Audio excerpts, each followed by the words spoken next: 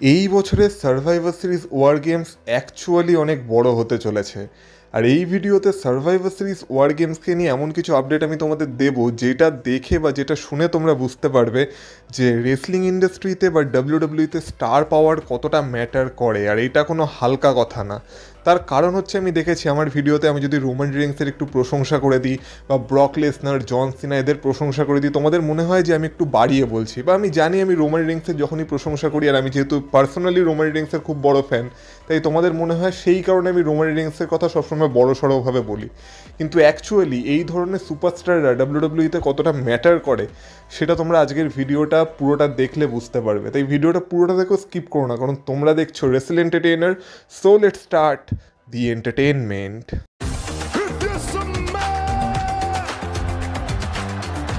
Acknowledge me.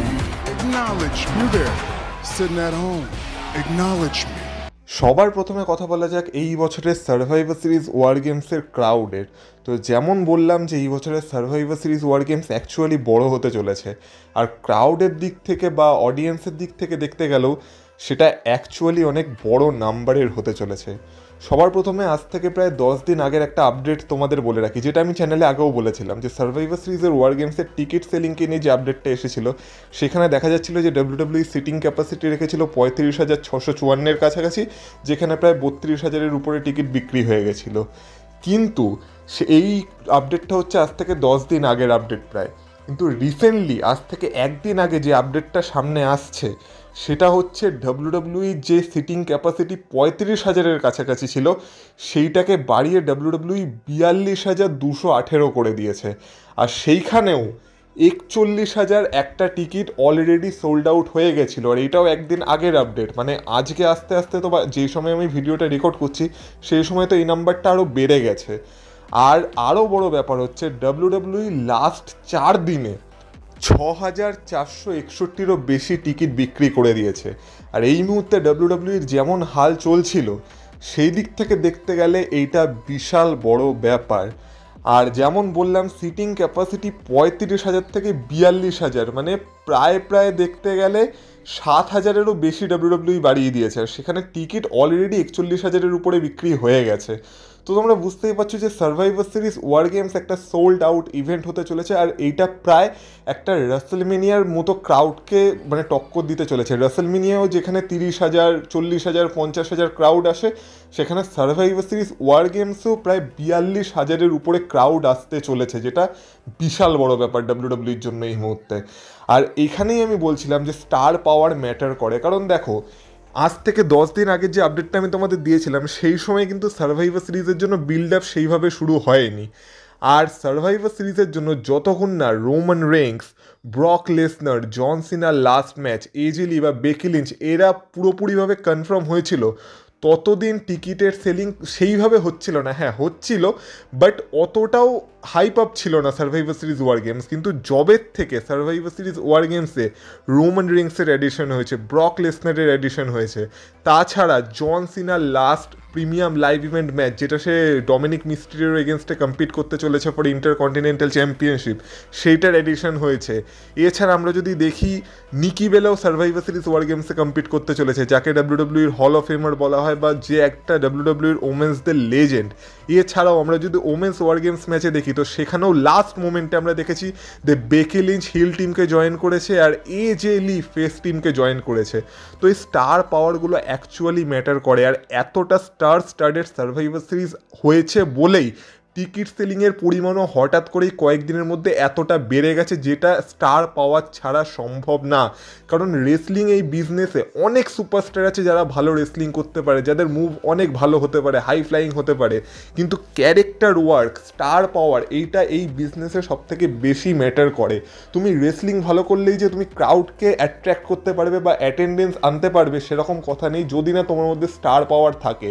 আর Roman Reigns, Brock Lesnar, জন সিনা drew ম্যাকেন্টায়ার, এদের মধ্যে star পাওয়ার আছে, কোডি রোডস, এদের মধ্যে স্টার পাওয়ার আছে, কিন্তু যারা মেগা স্টার বা যাদেরকে বলা যায় সুপারস্টারের থেকেও যারা বড় লেভেলে চলে গেছে, তাদের মধ্যে কিছু কম নামই আছে যারা এই মুহূর্তে ডাব্লিউডাব্লিউতে এক্সিস্ট করছে।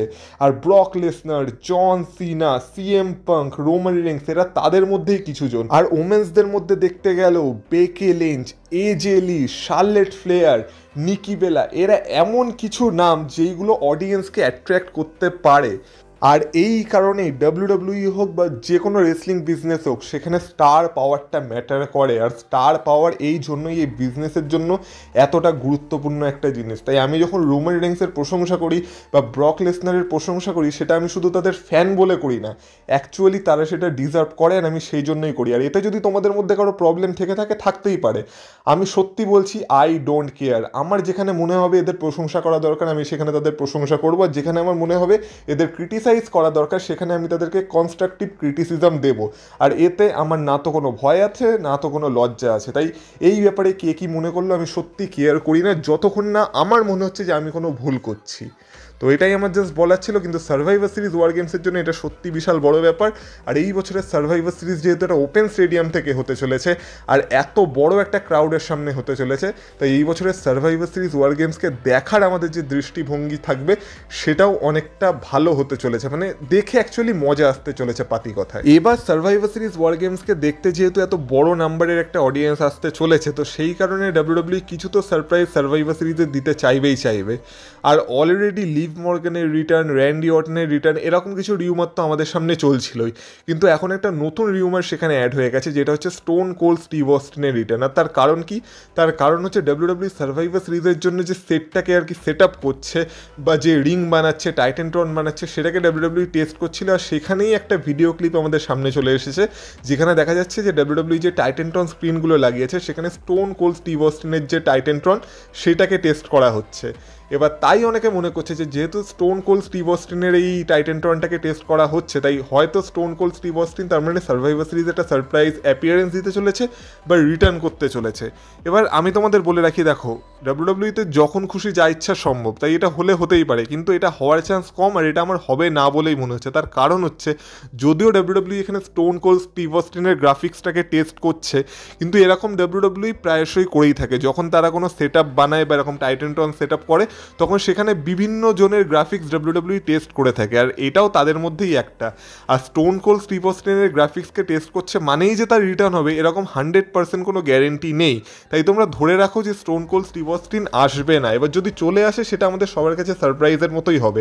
কিন্তু আমি তোমাদের বলে দিতে পারি 99.99% চান্স এটাই আছে যে স্টোন কোল্ড স্টিভ অস্টিন কোনোভাবেই সার্ভাইভার সিরিজ ওয়ার গেমসে আসবে না। কারণ এরকম সত্যি বলতে সেরকম কোনো পাকাপুক্ত আপডেট নেই। এবার যদি ওই 0.1% চান্সে স্টোন কোল্ড চলে আসে, তাহলে সেটা আমাদের সবার জন্যই সারপ্রাইজ হতে চলেছে। তাই এই ভিডিওটা যদি তোমরা কোনো জায়গায় দেখে থাকো বা তোমাদের মনে হয়ে থাকে যে Stone Cold Steve Austin Survivor সিরিজে আসতে চলেছে, তো এই ভুল ধারণাটা আমি তোমাদের ক্লিয়ার করে দিলাম। কিন্তু হ্যাঁ, এত বড় নাম্বারে অডিয়েন্স যখন আসতে চলেছে, তখন ডাব্লিউডাব্লিউ কিছু তো আমাদের দেবে।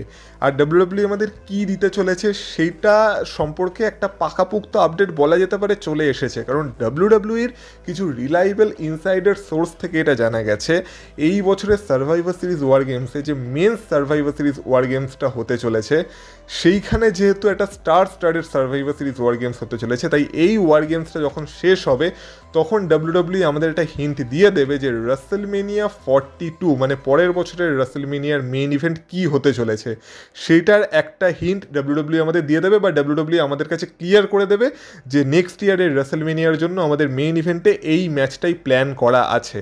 এবার সেটা কি ম্যাচ হতে পারে সেটা নিয়ে এখনও কিছু জানা যায়নি, কিন্তু এইটা জানিয়ে দেওয়া হয়েছে যে সার্ভাইভার সিরিজ শেষ হতে হতে আমরা সেটা সম্পর্কে একটা বিশাল বড় হিন্ট দেখতে পেয়ে যাব, বা আমরা বুঝে যাব যে পরের বছরের রাসেলমেনিয়ার জন্য ডাব্লিউডাব্লিউ কোন ম্যাচটাকে মেইন ইভেন্টে রাখার প্ল্যান করছে। এবার যদি তোমরা বলো যে কিছু মানে হিন্ট দিতে যে সেটা কি ম্যাচ হতে পারে, তো আপাতত যেটা জানা যাচ্ছে বা যেটা সম্পর্কে একটা ছোটোখাটো রিউমার এসেছে, সেটা হচ্ছে Roman Reigns versus CM Punk বা রোমান রিংস ভার্সেস কোডি রোডসের ম্যাচ আমরা নেক্সট ইয়ার রাসেলমেনিয়ার মেইন ইভেন্টে দেখতে পেতে পারি। কিন্তু তাছাড়াও যদি এই দুটো ম্যাচ নাও হয়, তাহলেও অনেক পারমুটেশন কম্বিনেশন বানানো যেতে পারে যে কোন ম্যাচটা পরের বছরের রাসেলমেনিয়াকে মেইন ইভেন্ট করতে পারে। যদি আমি আমার মন থেকে কিছু ম্যাচ বলি, তাহলে যেমন দুটো ম্যাচ তো অলরেডি বললামই, যে রোমান রিংস সিএম পাঙ্ক আর রোমান রিংস কোডি রোডস। তাছাড়াও আমরা যদি দেখি রোমান রিংস ব্রক লেসনারের ম্যাচ সেটা হতে পারে। যেমন এর আগে একটা রিউমার এসেছিল যে রোমান রিংস ব্রন ব্রিকারের ম্যাচ সেটা হতে পারে। এছাড়াও সিএম পাঙ্ক ব্রক লেসনারের ম্যাচ হতে পারে, ব্রক লেসনার কোডি রোডসের ম্যাচ হতে পারে, বা ড্রিউ ম্যাকেন্টায়ার কোনো একটা ম্যাচে ইনভলভ হতে পারে, বা যদি র্যান্ডি অর্টনের রিটার্ন হয় তাহলে র্যান্ডি অর্টন কোডি রোডসের ম্যাচ হতে পারে। মানে এরকম বিভিন্ন ধরনের ম্যাচ আমরা সেট আপ করতে পারি, যেটা কিনা আমরা এই বছরের সার্ভাইভার সিরিজ ওয়ার গেমসের মেন্স ওয়ার গেমস ম্যাচের শেষে একটা টিজার দেখতে পেতে পারি, যেটার থেকে আমাদের ধারণা ক্লিয়ার হয়ে যাবে যে পরের বছর রাসেলমেনিয়ার মেইন ইভেন্ট কোন ম্যাচটা করতে চলেছে। মানে সেটা ক্লিয়ার হয়ে যাবে এই ওয়ার গেমস ম্যাচের শেষে। এবার তার মানে তো তোমরা বুঝতেই পারছো যে এই ম্যাচটাই মেইন ইভেন্টে হতে চলেছে, কিন্তু আমাদের সিএম পাঙ্কের ধারণা একটু আলাদা আছে। আর আমাদের সিএম পাঙ্ক চাইছে যে মেন্স ওয়ার গেমস ম্যাচ না, যেটা ওমেন্স ওয়ার গেমস ম্যাচ হতে চলেছে, সেটা যেন সার্ভাইভার সিরিজ ওয়ার গেমসকে মেইন ইভেন্ট করে। ভয় পেও না, এটা সিএম পাঙ্কের ধারণা, এটা যে ডাব্লিউডাব্লিউ শুনবে সেরকম কোনো ব্যাপার নেই। হ্যাঁ, এটাও জানা যাচ্ছে যে সিএম পাঙ্কের সাথে সাথে কোডি রোডসেরও মনে হচ্ছে যে না না, men's war Games match main event করবে না, ওমেন্স ওয়ার গেমস ম্যাচে সার্ভাইভার সিরিজকে মেইন ইভেন্ট করা দরকার। কিন্তু দেখো, ওমেন্স রাইট, মেয়েদের সমান অধিকার, সব কথা মাথায় রাখছি, কিন্তু আমার মনে হয় না যে এই বছরের সার্ভাইভার সিরিজে men Survivor Series War Games ম্যাচটা যতটা স্টার্টেড, সেইটা ছাড়া অন্য কোনো ম্যাচের এই বছরের সার্ভাইভার সিরিজকে মেন ইভেন্ট করা উচিত বলে। ওমেন্স ওয়ার গেমস ম্যাচও একটা টিম পুরো স্টার্টেড, আমি সেটা মানছি, কিন্তু তবুও আমার মনে হয় না যে সেই ম্যাচটার মধ্যে এত দম আছে বলে যে সেই ম্যাচটা মেন্স ওয়ার গেমস ম্যাচকে ছাপিয়ে এই বছরের সার্ভাইভার সিরিজকে মেইন ইভেন্ট করতে পারে। তো সিএম পাঙ্কের ধারণা আমি তো বলবো এখানে সম্পূর্ণ ভুল। আর আমার তো মনে হয় যে মেন সার্ভাইভার সিরিজ ম্যাচটাকে এই বছরের সার্ভাইভার সিরিজ ওয়ার গেমসের মেইন ইভেন্টে হওয়া দরকার। আর আমার মনে হচ্ছে সেটাই হতে চলেছে, আর ডাব্লিউডাব্লিউ সেটাই করতে চলেছে। সিএম পাঙ্কের কী মনে হলো সেটাই আমার মনে হয় ডাব্লিউডাব্লিউর কান দেওয়ার দরকার নেই। তাই সিএম পাঙ্ক, কোডি রোডস এরা যতই পুশ করুক না কেন, আলটিমেটলি সার্ভাইভার সিরিজ ওয়ার গেমসকে main event men's war games ম্যাচটাই করতে চলেছে। এটাই আমার ফাইনাল ধারণা, আর আমার মনে হয় এটাই হতে চলেছে। তো যাই হোক, তোমাদের কি মতামত, তোমরা কি চাও যে কোন ম্যাচটা সার্ভাইভার সিরিজকে মেইন ইভেন্ট করুক? অবশ্যই কমেন্ট বক্সে কমেন্ট করে বলো। আর কমেন্ট বক্সে কমেন্ট করার সময় সেটাকে যখন সোয়াইপ করবে তোমরা একটা হাইপ বাটন পেয়ে যাবে, সেই হাইপ বাটনটা প্রেস করে ভিডিওটাকে পারলে হাইপও করে দিও। আর ভিডিওটা যদি তোমাদের ভালো লেগে থাকে, ভিডিওটাতে একটা লাইক করে যেতে ভুলো না। আর এই চ্যানেলে যদি তোমরা নতুন হয়ে থাকো আর প্রথমবারের জন্য ভিডিওটা দেখে থাকো আমার চ্যানেলে, তাহলে চ্যানেলটাকে প্লিজ সাবস্ক্রাইব করে দিয়ে যাও, কারণ এই বছরের শেষে আমরা 20,000 সাবস্ক্রাইবার্সের একটা টার্গেট নিয়েছি। আর তোমরা যদি চাও তাহলেই সেটা সম্পূর্ণ হতে পারে, সবটাই তোমাদের হাতে। তাই পারলে সাবস্ক্রাইব করে দিয়ে যাও। আর তোমাদের সাথে কথা হবে আবার পরের ভিডিওতে। এবার তোমরা সার্ভাইভার সিরিজের জন্য হাইপ আপ হয়ে যাও। তোমরাও বলো যে জবের থেকে বড় বড় সুপারস্টাররা, মানে রোমান রিংস, ব্রক লেসনার, এজে লি, বেকি লিঞ্চ বা জন সিনার লাস্ট ম্যাচ, এইগুলো সার্ভাইভার সিরিজের জন্য অ্যানাউন্স হয়েছে, তবে থেকে তোমাদের এক্সাইটমেন্ট সার্ভাইভার সিরিজের জন্য বেড়েছে কি বাড়েনি? অবশ্যই আমাকে জানিও। আর ততক্ষণ তোমরা ভালো থেকো, টাটা।